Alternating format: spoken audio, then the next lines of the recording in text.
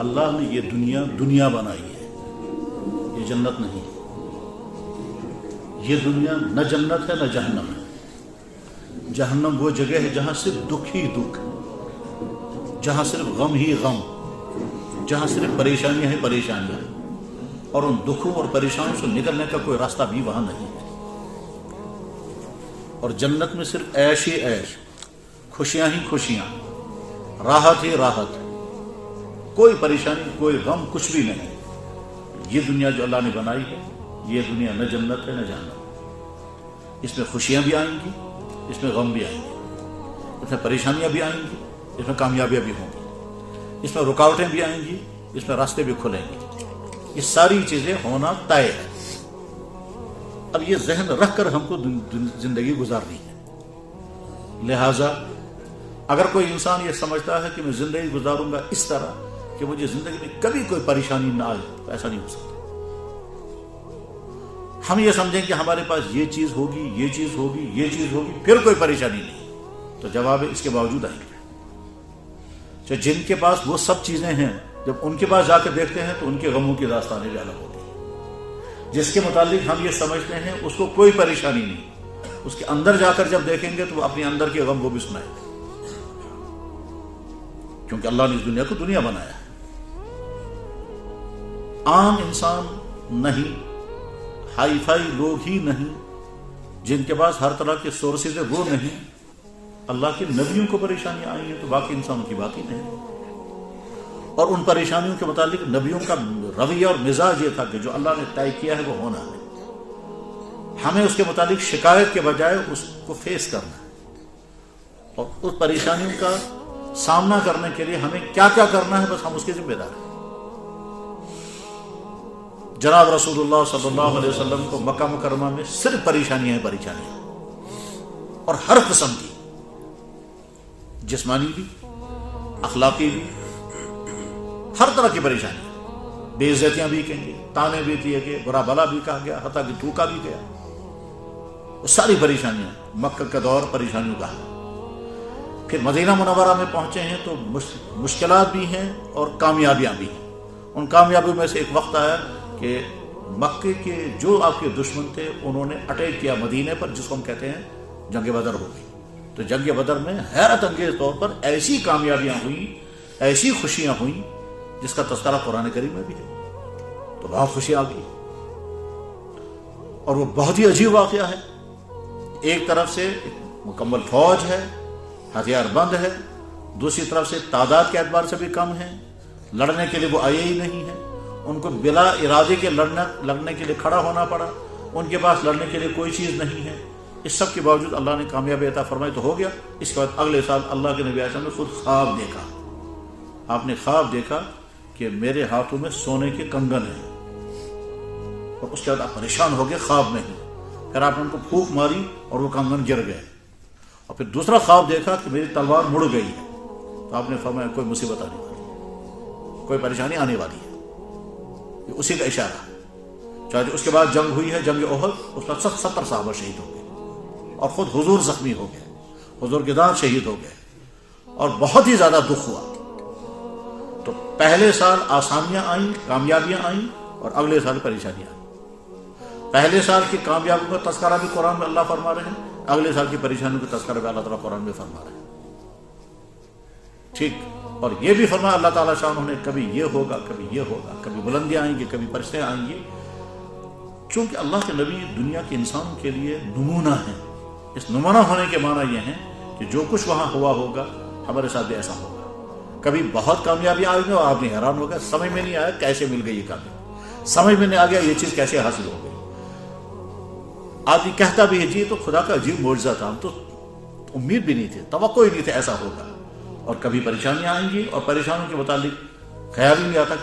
اس ساری صورتحال میں جناب رسول اللہ صلی اللہ علیہ وسلم کا ایک رویہ یہ تھا، آپ دعا کرتے تھے یا اللہ مجھے وہ یقین عطا کر دیجئے کہ اس کے بعد اگر مجھے پریشانیاں آئیں تو میں گھبرا نہ جاؤں، اور اگر آسانیاں آ جائیں تو میں کبر میں مبتلا نہ ہو جاؤں، میں اطراء نہ لگوں۔ اور یہ حضور دعا کرتے تھے، یا اللہ مجھے یقین عطا کر دے، مجھے عطا کر دے وہ یقین، ما تحون علینا مصائب الدنیا وعذاب الآخرہ، جس یقین کے بعد دنیا میں کوئی بھی مصیبت مجھ پر آ جائے تو میرے لیے ہلکی ہو جائے، کیونکہ مجھے یقین ہے کہ ایسا تو ہونا ہی۔ سردیاں آتی ہیں، مائنس ٹمپریچر ہوتا ہے، ہم ذہناً تیار ہیں، سردی بھی آئے گی، باہر بھی نکلنا ہوگا، ٹھنڈ بھی لگے گی، زکام بھی ہو سکتا ہے، بدن میں بھی درد ہو سکتا ہے، چھاتیاں بھی خراب ہو سکتی ہیں، دوائیاں بھی کھائیں گے۔ چونکہ ہم ذہن پہلے سے تیار ہیں یہ سب ہوگا، تو اس لیے سردیاں آتی ہیں، برف گرتی ہے، یخ ہوتا ہے، ٹھنڈ لگتی ہے، چھاتیاں خراب ہوتی ہیں، دوائیاں کھاتے ہیں، اور یہ سب چونکہ ذہن پہلے سے تیار ہیں، سردیاں آئیں گی تو یہ ہوگا۔ ٹھیک اسی طرح سے زندگی کے معاملات کے لیے ذہن تیار، کیسا بیماری بھی آ سکتی ہے، لاس ہو سکتا ہے، ٹکراؤ ہو سکتا ہے، اپنوں کی طرف سے بھی دکھ مل سکتا ہے، غیروں کی طرف سے پریشانی آ سکتی ہے، بہت شریف انسان کو بھی دوسروں کی طرف سے پریشانی آ سکتی ہے۔ ان تمام کے لیے ذہناً تیار رہنا چاہیے۔ اب اگر پریشانی آ گئی تو اس وقت ہم کو کیا کرنا ہے؟ تو جواب، اس پریشانی کو حل کرنے کے لیے ہمارے پاس جو سورسز ہیں، جو ہمارے بس میں ہیں، وہ کریں، اور اس کے بعد پھر کیس اللہ کے حوالے۔ یا اللہ یہاں تک ہم کر سکتے تھے، اب اس کے بعد آگے ہم نے کیس آپ کے حوالے کر دیا۔ چنانچہ قرآن کریم میں وَفَوِّضُ أَمْرِي إِلَى اللَّهِ، میں سب کچھ کرنے کے بعد اپنا معاملہ اللہ کے حوالے کر دیتا ہوں۔ اور جب بندہ کہتا ہے یا اللہ یہاں تک تو میں کر سکتا تھا، وہ میں نے کیا، اب اس کے بعد آگے رزلٹ کیا آئے گا یہ میں نے کیس آپ کے حوالے کر دیا، تو اللہ تعالیٰ شان و فرماتے ہیں جب بندے نے اپنا کیس میرے حوالے کر دیا، اپنے ہاتھ میں نہیں رکھا، اس نے جو اس کے بس میں تھا وہ اس نے کر لیا، اس کے بعد کیس میرے حوالے کر دیا، تو اب میں خود ہی اس کا فیصلہ کروں گا، اور جو میرا فیصلہ ہوگا وہ بڑی حکمتوں پر ہوگا۔ ہو سکتا ہے تمہاری چاہتوں کے بغیر وہ فیصلہ آئے، ہو سکتا ہے تمہاری چاہتوں کے بغیر، تمہاری امیدوں کے بغیر، تمہارے خوابوں کے بغیر وہ میرا فیصلہ آئے، وہ میرا فیصلہ ہوگا، اس کے پیچھے بھی کوئی مصلحت ہوگی جس کو تم سمجھ نہیں سکو گے۔ کہتے ہیں ایک بادشاہ کو ایک بزرگ نے کہا اللہ جو کرتا ہے ٹھیک ہی کرتا ہے، اللہ جو کرتا ہے ٹھیک ہی کرتا ہے۔ وزیر نے بھی کہا ہاں جی یہ بات صحیح ہے، اللہ جو کرتا ہے ٹھیک ہی کرتا ہے۔ تو بادشاہ نے بزرگ سے تو کچھ نہیں کہا، وزیر سے کہا تو بھی کہتا ہے یہ اللہ جو کرتا ہے ٹھیک ہی کرتا ہے؟ کہنے لگا جی ہاں یہ بات تو صحیح ہے۔ اتفاق سے کوئی حادثہ ہوگا تو بادشاہ کو انگوٹھا کٹ گیا۔ بادشاہ نے اس سے پوچھا کیا کہتے ہو؟ کہنے لگا جی اللہ جو کرتا ہے ٹھیک ہی کرتا ہے۔ کہنے لگا میرا انگوٹھا کٹ گیا، تو کہتا ہے اللہ کا جو کرتا ہے ٹھیک کرتا ہے؟ تو وزیر کو نکال دیا، وہ بیچارہ بیٹھ گیا گھر میں۔ اس کے کچھ دنوں بعد بادشاہ گئے ہیں شکار کھیلنے کے لیے۔ پہلے زمانے میں بادشاہوں کا شکار بڑا مشہور تھا، کتابوں میں جب اس کی ڈیٹیل پڑھیں گے تو حیران ہوں گے کہ بادشاہوں کے شکارگاہ کیسے ہوتے تھے اور وہ شکار کیسے کھیلا کرتے تھے، اور تقریباً ہر دور میں رہا ہے۔ خاص طور پر تاتاریوں، چنگیز خان کی فوجوں کے شکارگاہیں بڑی عجیب رہی ہیں۔ خیر، اب بادشاہ گیا ہے شکار کھیلنے کے لیے، اتفاق سے وہ اپنے ساتھیوں سے بچھڑ گیا، اور بہت کوشش کی اس نے واپس آنے کی، لیکن جنگلوں میں واپس آ نہیں سکا، تو اس طرح سے مجبور ہو کر کے ایک کسی جھونپڑی میں پہنچا۔ وہاں دو چار آدمی تھے، تو انہوں نے دیکھا بہت اچھا صحت مند خوبصورت اچھا لباس پہنے ہوئے کوئی آدمی آ گیا، وہ نہیں جانتے تھے بادشاہ۔ خیر انہوں نے اپنے انہیں مہمان نوازی کی ہوگی، لیکن آپس میں ایک دوسرے کو خسر خسر کرتے بھی یہ بھی کہتے بہت اچھا ہو گیا، بہت اچھا ہو گیا، یہ تو جو ہماری ضرورت تھی وہ تو پوری ہو گئی، وہ تو ادھر سے آ گیا۔ یہ بادشاہ سمجھ نہیں پا رہا تھا یہ کیا کہہ رہے ہیں۔ بہرحال اگلے دن انہوں نے کہا کہ جی ہمارے یہاں رسم یہ ہے کہ جنگلی مصیبتوں سے، جنگلی جانوروں سے بچنے کے لیے سال میں ایک مرتبہ ایک آدمی کو بلی دینی پڑتی ہے۔ تو ہم تو سوچے تھے اب اس سال کہاں آدمی ڈھونڈیں گے، تو اب بادشاہ کو پتا چلا، میں تو کہنے لگے کیا ہوتی ہے بلی؟ کہنے لگے جنگلی بلاؤں سے، شیروں سے، تیندوؤں سے اور ان کی بلاؤں سے بچنے کے لیے ہم کو ہر سال ایک بلی دینی ہوتی ہے۔ تو اب ہم سوچ رہے تھے اس سال کس کا دیں گے، تو تمہارا تم تو وہیں سے آ گئے۔ تو بلایا انہیں اپنی کون آتا ہوگا ان کا وہ مذہب رہنما پنڈت، اس نے آ کر دیکھا کہ کہا یہ تو بہت اچھا پٹھا ہے، بہت اچھا کاٹ چو اصل۔ جناب اس کے کپڑے جب نکالے چیک کیا تو کیا دیکھا انگوٹھا کٹا ہوا، کہنے لگا بھائی یہ تو نہیں لگے گا، یہ تو انگوٹھا کٹا ہوا ہے،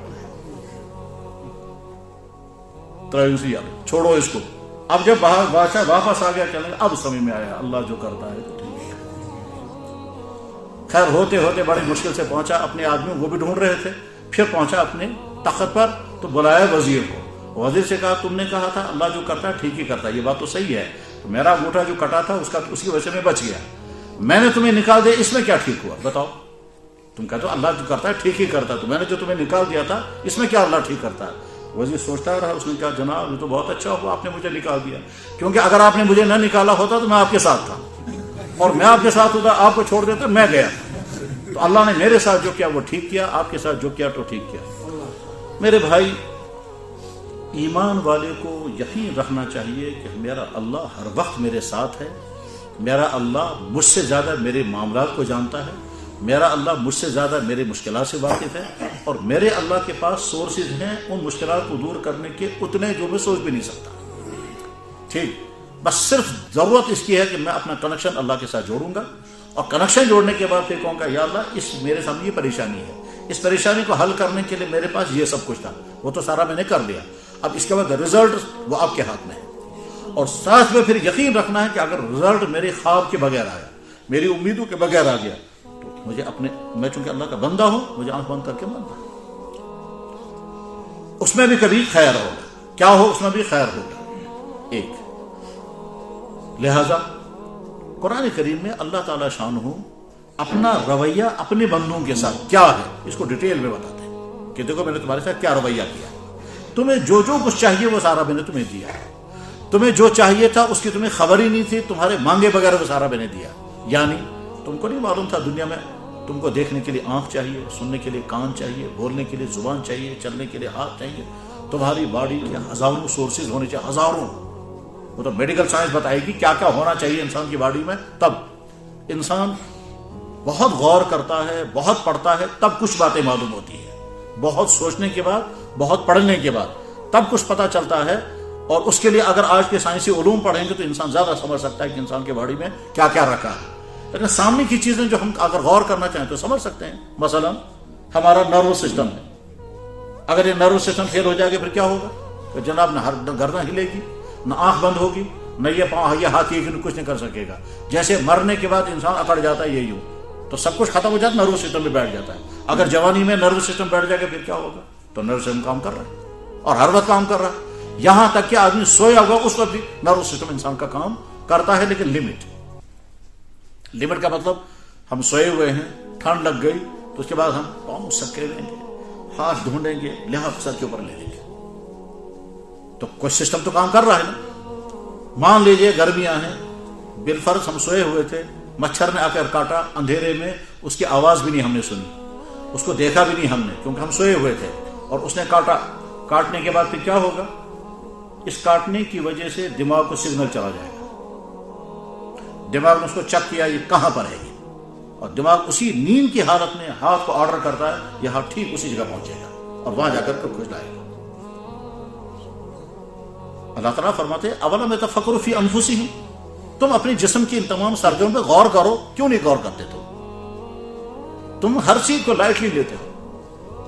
اب جو انسان نے کھجلایا اور ادھر سے نیند ہے, کھجلانے کے بعد تھوڑی دیر میں مچھر آئے, ادھر سے کاٹا تو یہاں واپس یہیں پہنچے گا.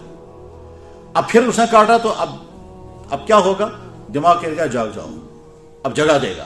جگانے کے بعد کہا کہ دیکھو یہ مچھر کہاں ہے, اب چاہے بعد میں آپ کیا کریں گے اس کے لیے, لیکن کریں گے. تو یہ سارا اس کا مطلب یہ ہے کہ کمیونیکیشن کا بہت بڑا نیٹ ورک کام کر رہا ہے باڈی میں, اور ہر وقت کام کر رہا ہے. ہم چاہے جاگے ہوئے ہوں یا سوئے ہوئے ہوں تب کام کر رہا ہے. تو اللہ تعالیٰ فرماتے ہیں میں نے تمہارے ساتھ یہ سب کچھ کیا ہے, اب سمجھو میں کیا ہوں, اور اس کے بعد تم اپنے سارے کیس میرے حوالے کرو, اور میں سمجھوں گا تم کو مجھے کب کیا کرنا ہے, تمہیں کب کیا دینا ہے. تمہارا کیا ایک آدمی کا خواب ہے میں یہ کروں, فلاں جگہ میرا رشتہ ہو, نہیں ہوا. میں ایک دفعہ سفر کر رہا تھا, چھوٹا تھا, شاید نابالغ تھا, تو ایک جگہ بس میں چڑھنا تھا, لیکن بس والا نکل گیا, اور میرے پاس پیسہ بھی نہیں تھا کہ میں کسی ہوٹل میں رات گزارتا, تو اس لیے بہت بٹوت میں, لیکن بس والا نکل گیا, اس نے روکی نہیں بس. اب میری مایوسی, میری سمجھ میں نہیں آتا میں کیا کروں گا, اب کدھر جاؤں گا, تو رات کہاں گزاروں گا. سوچا چلو کسی ہوٹل کے باہر جو ورنڈا ہوگا اسی میں رات گزاروں گا, اگلے دن صبح بس ملے گی. تو شام تک بس ملنے والی نہیں تھی. پھر اتفاق سے پھر شام کو کوئی دوسری بس ملی یا کیا گاڑی ملی, اب یاد بھی نہیں پوری طرح سے. جب ہم نکلے آگے تو وہاں جب پہنچے تو اس گاڑی کا ایکسیڈنٹ ہو چکا تھا. اب وہ جو میں افسوس کیا تھا, اب پتا چلا کہ اللہ نے مجھے اس سے بچایا. اچھا, اور اگر اس گاڑی میں سوار ہوا ہوتا تو اس کی چھت پر چڑھنا تھا, اور چھت پر جتنے لوگ سارے چنا میں گر گئے تھے, تو لازم میں بھی چھت پر ہوتا. بظاہر تو یہی ہے. تو غرض یہ کہ بندے کو بار بار سوچنا کہ فلاں جگہ یہ ہو سکتا تھا, اللہ نے مجھے کیسے بچایا. اللہ کا رویہ. اللہ تعالیٰ فرماتے ہیں وَآتَاكُم مِّن كُلِّ مَا سَأَلْتُمُوهُ, تم نے وہ سب کچھ مانگا بھی نہیں ہے جو میں نے تمہیں دیا ہے. جو کچھ میں نے تم نے کہا مانگا مجھ سے, مگر میں نے سب کچھ تمہیں دیا. تو اللہ کا رویہ بندوں کے ساتھ ذہن میں رہنا چاہیے. اس کے بعد جب مسائل آئیں تو مسائل میں ہمارے پاس کیا ہے, ہمارے پاس جو سورس ہیں اس مسئلے کو حل کرنے کے لیے وہ استعمال کریں گے, اور اس کے بعد کیس اللہ کے حوالے. لیکن اللہ کے حوالے کیس کرنے کے لیے ضروری ہے پہلے اللہ کے ساتھ تعلق بھی ہو. اب اللہ کے ساتھ تعلق ہے ہی نہیں, تو جب تعلق نہیں ہے تو اس وقت بندہ کیا سوچتا ہے, میرا تعلق اللہ کے ساتھ تو ہے نہیں, لہذا دوسروں سے دعا کراؤں گا. اب آ جائے گا ایک بزرگ کے پاس, ایک امام صاحب کے پاس عید کرتے ہو دعا میرے کو مسئلہ حل کر سو, تو اس میں جواب اللہ تعالیٰ کی طرف سے آتا ہے تمہارا تعلق مجھ سے ہے نہیں, اس سے تم دعا کرا رہے ہو. تم اپنا تعلق مجھ سے جوڑو, تم اس سے مجھ سے دعا کرا رہے ہو, تمہارا مسئلہ, تو اپنا تعلق مجھ سے کیوں نہیں جوڑو. وہ بھی میرا بندہ ہے, تم بھی میرے بندے ہو. اور یہ ایک حدیث سے پتہ چلتا ہے. اللہ, جب اللہ کے نبی علیہ السلام نے فرمایا کہ جب امت کے گنہگار لوگ نیک لوگوں کے پاس دعا کرنے کے لیے کہتے ہیں تو نیک لوگ کہتے ہیں یا اللہ ان کے مسئلے حل کر دیجئے, تو اللہ تعالیٰ شام کی طرف سے جواب آتا ہے انہوں نے مجھے ناراض کر رکھا ہے, تم ان کے لیے دعا کر رہے ہو. اپنے لیے مانگو, جو مانگنا ہے وہ میں دوں گا, ان کی بات مت کرو. انی غضبان علیہم بچے سمجھ ناراض تو کس مانا جو ہم مسئلہ. لیکن اس کے معنی یہ نہیں کہ اللہ تعالیٰ وہ میرے ساتھ اپنا تعلق ٹھیک کر لیں, اور میرے ساتھ تعلق ٹھیک کرنے کے لیے ان کو کچھ نہیں کرنا ہے, کچھ نہیں کرنا ہے, صرف اتنا کہنا ہے یا اللہ آپ نے جتنی نعمتیں عطا کی ہیں ہم ان تمام نعمتوں کو اقناع شکر کرتے ہیں, اور جتنی مجھ سے کوتاہیاں ہیں میں آپ سے معافی مانگتا ہوں, میرا آپ کے ساتھ تعلق ہے, میں آپ کا بندہ ہوں, آپ میرے اللہ ہیں, بس تعلق جوڑ گیا. اتنے سے, اس کے علاوہ اور کچھ نہیں کرنا ہے, نہ کوئی لمبا چوڑا کرنا ہے, اتنا ہی یا اللہ آپ کی تمام نعمتیں جو آپ نے مجھے دی ہیں اس کے بعد پھر نعمتوں کو سوچنا چاہیے کیا کیا مجھے دیا. اب جب سوچنے لگیں گے تو جناب تعداد شماری نہیں ہوگی. پوری باڈی میں سب کچھ, تعلیم پڑھی, ڈگری ملی, عہدہ ملا, خوشیاں ملی, شادیاں ہوئیں, اولاد ملے, گھر ہیں, گاڑیاں ہیں, شوق پورے ہو رہے ہیں, یہ سب نعمتیں ہیں. اس کے بعد ایک مسئلہ کوئی ہوگا تو اللہ تعالیٰ اچھا تم کو ایک پریشانی ہے اس کو تم نے واویلا بنایا, اور جو میں تمہیں رحمتیں عطا کی وہ کیوں نہیں شمار کرتے, ان کو بھی تو دیکھو میں نے تمہیں دیا کیا کیا ہے. اور اس کے بعد جب تم کہتے ہو مجھے یہ پریشانی آئی, تم اپنے سے زیادہ پریشان انسانوں کو ڈھونڈو تو لاکھوں انسان تم کو ملیں گے جو تم سے زیادہ پریشانیوں میں ہیں. اسی لیے اللہ کے نبی نے فرمایا پریشانیوں میں ان کو دیکھو جو تم سے زیادہ پریشانیوں میں ہیں, تو اپنی پریشانی تم کو ہلکی لگے گی. انسان جب ہسپتال جاتا ہے تو اپنی بیماری بھول جاتا ہے. جب ہسپتال میں جا کر دیکھتا ہے نا بیماروں کو, ٹھیک جب وارڈ میں آپ جائیں گے اور وارڈ میں جا کر کے لوگوں کے حالات دیکھیں گے, جناب والا اپنے پیشنٹ کی بیماری بھول جاتی ہے, چاہے آپ کسی بھی وارڈ میں جائیں, چاہے ہڈیوں کے وارڈ میں جائیں, ایکسیڈنٹ والوں کے ہاں جائیں, ایکسیڈنٹ ہو گیا پریشان حال, جب ایکسیڈنٹ والوں کے وہاں دیکھیں گے کسی کا سر پھٹا ہوا, کسی کی کمر ٹوٹی ہوئی, کسی کو کچھ ہے, آپ سے دیکھیں مجھے تو بہت چھوٹا سا مسئلہ میرا ہے. دین کے معاملات میں کمپٹیشن کرنا چاہیے اپنے سے اونچے والوں کے ساتھ, پریشانیوں کے معاملات میں کمپٹیشن کرنا چاہیے اپنے سے زیادہ پریشان حال لوگوں کے ساتھ, اور دنیاوی معاملات میں کمپٹیشن کرنا چاہیے اپنے سے نیچے والوں کے ساتھ. آپ کے پاس جو کچھ ہے آپ ان کو دیکھو جن کے پاس وہ بھی نہیں. آپ کے پاس سیکنڈ ہینڈ گاڑی ہے, آپ کہتے ہیں یہ کھٹا رہا ہے, لیکن آپ اس کو دیکھیں جس کو سائیکل بھی نہیں. جب ہم دیکھیں گے فریش اور نئے ماڈل والے کی گاڑی کو, آپ کو اپنی گاڑی لگے گی تو کھٹا رہا ہے, تو کچھ بھی نہیں ٹھیک, لیکن جب آپ اس کو دیکھیں گے جس کے بعد وہ کھٹارا بھی نہیں تو آپ کہیں گے شکر. جناب رسول اللہ صلی اللہ علیہ وسلم نے ایک حدیث میں بیان فرمایا, ترمذی حدیث کی کتاب اس میں آئی ہے, عبداللہ بن عمر رضی اللہ عنہ حدیث کے راوی ہیں, ابو ہریرہ بھی ہیں, وہ فرماتے ہیں کہ اللہ کے نبی علیہ السلام نے ارشاد فرمایا جب تم دنیاوی معاملات میں مقابلہ کرو گے تو اپنے سے نیچے والے کے ساتھ کرنا. یعنی فرض کیجئے آپ کسی کے گھر میں گئے, وہاں دیکھا نئے قسم کے شاندار کارپیٹ ہے, کہتے ہیں یار تو کمال ہے, ہمارے یہاں تو پرانا وہ بیچارہ دجرم تھا, ٹھیک سڑا ہوا کچھ بھی نہیں. لیکن آپ اس کو دیکھو کہ جس کے گھر میں پاتش بھی نہیں, جو تھرماکول میں ہے, تو جو تھرماکول پہ بیٹھے اس کو آپ دیکھیں.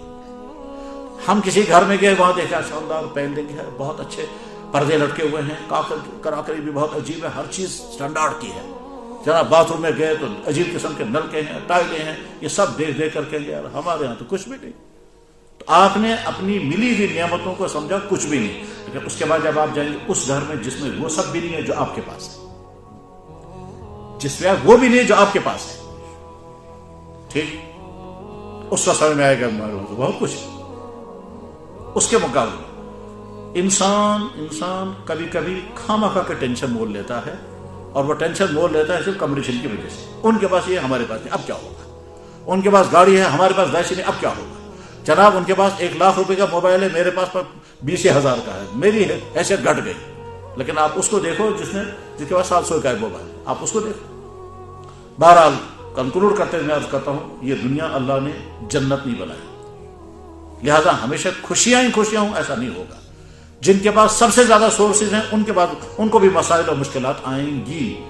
اور مسائل اور مشکلات میں جب ہم دیکھنے لگتے ہیں تو سب سے زیادہ مشکلات کن کو آئیں کہ اللہ کے نبیوں کو، جناب رسول اکرم صلی اللہ علیہ وسلم. جب کوئی بھی مشکل جب آئے تو فوراً ہم دیکھ رہے ہیں ہمارے ہاتھ میں کیا ہے، کہ ہمارے ہاتھ میں ایک یہ ہے، ایک یہ ہے، ایک یہ ہے. اس کے بعد پھر ایک دعا ہے اور کیس ہم اللہ کے حوالے کرتے ہیں. یا اللہ ہمارے بس میں جو کچھ وہ ہم کریں گے.